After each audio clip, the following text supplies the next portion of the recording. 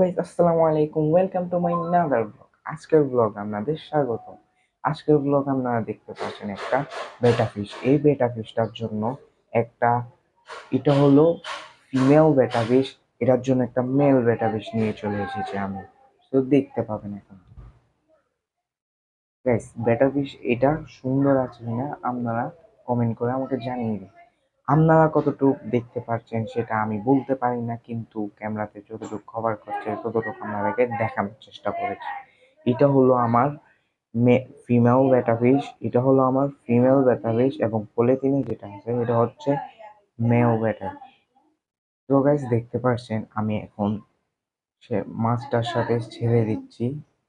এটা এত লাফালাফি, এত দৌড়াদৌড়ি করছে, আমি সেটাকে সহজে ধরতে পারছি না।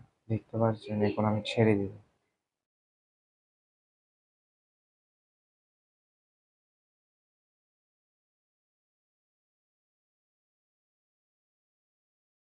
সো গাইস, দেখতে পাচ্ছেন আমি এখন এটা ছেড়ে দিয়েছি। এই দুটোটা ফিশ একসাথে রেখে কেমন লাগছে আপনারা আমাকে কমেন্ট করে জানিয়ে দিন।